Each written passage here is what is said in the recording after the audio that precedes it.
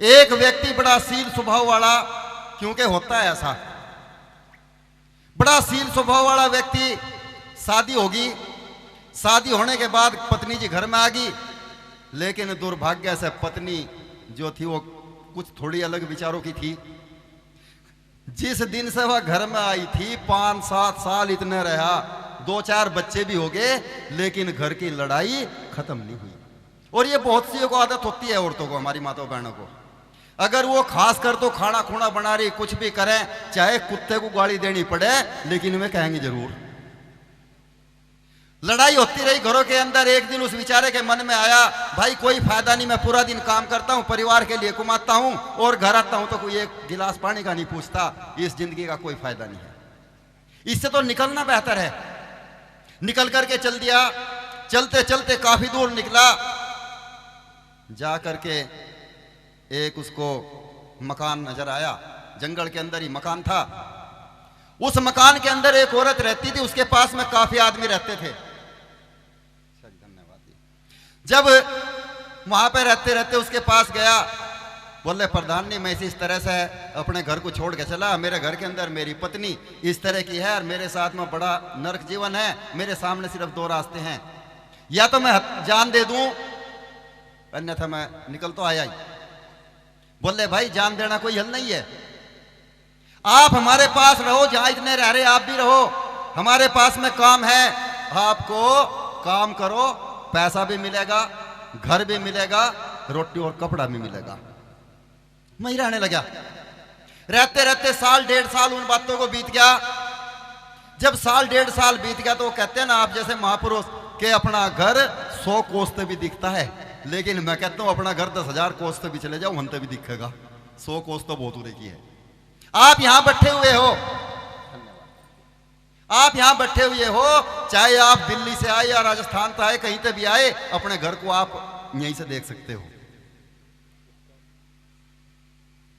बोला मुझे अपने बच्चों से मिलने की याद आ रही, मन कर रहा, और हो सकता है कि भाई मेरी भक्ति में कुछ बदलाव आ गया हो। बोली कोई बात नहीं भाई, जितना उसका पैसा बनता था एक पैसा उसको दे दिया, और हिदायत दे दी कि जा, अगर तेरे जीवन में फिर कभी ऐसी बात आवे तो कोई गलत कदम मत उठाना, यहीं आ जाना। बोला ठीक है। वहां से जैसे ही चला आ रहा था, एक महात्मा ज्ञानदास जी जैसे संत मिले। बोले भाई जाने वाले, मेरा एक काम कर दे। बोले महाराज बताओ। कि इनको मुझे एक आदमी की खोपड़ी ला दे। बोले महाराज मैं कहां तक लाएगा दूं। बोले नहीं, यहां से 1 किलोमीटर दूर जाएगा, एक जोड़ है, उस जोड़ के ऊपर आदमी की खोपड़ी पड़ी हुई है, एक खोपड़ी ला दे। बोला ठीक है। गुरु महाराज जब ज्ञान कराते हैं वो ऐसा कराते हैं। उसको भेज दिया। बड़ा सेवाकारी था, मना किसी को नहीं करता था, सबकी सेवा करता था। बोले चलो इसकी भी सेवा करता चलूं।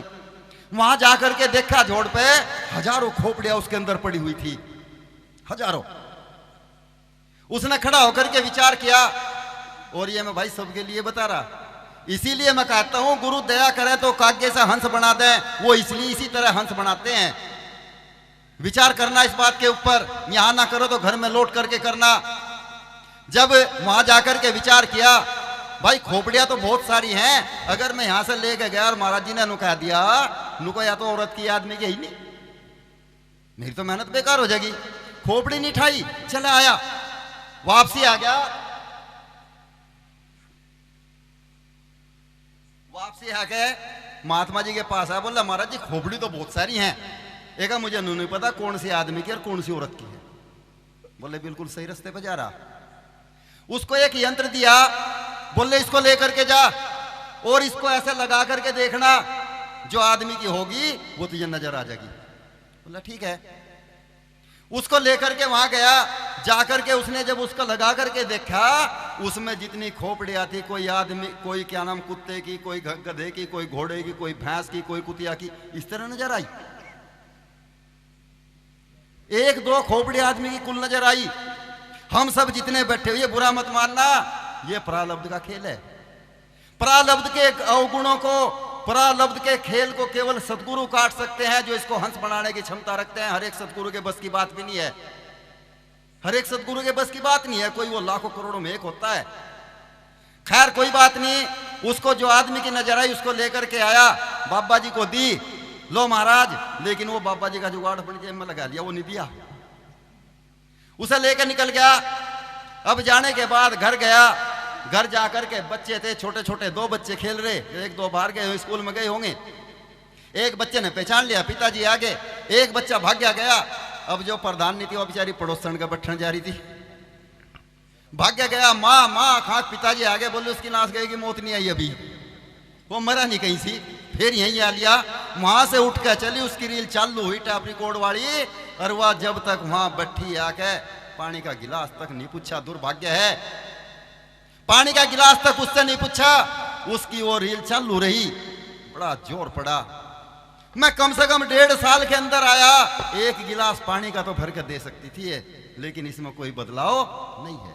उसको लगा कि ये तेरे बाद खुश है, तेरे आने से दुखी है, इसलिए उसने विचार कर लिया मेरा यहां से चला जाना ही ठीक है। उसने बच्चों को बुलाए, बच्चों को जितना पैसा था वो दिया, भाई ये पैसे लो और भाई अब आप अपने स्तर तक अपने हिसाब से काम करो, अब मेरी आस मत करना।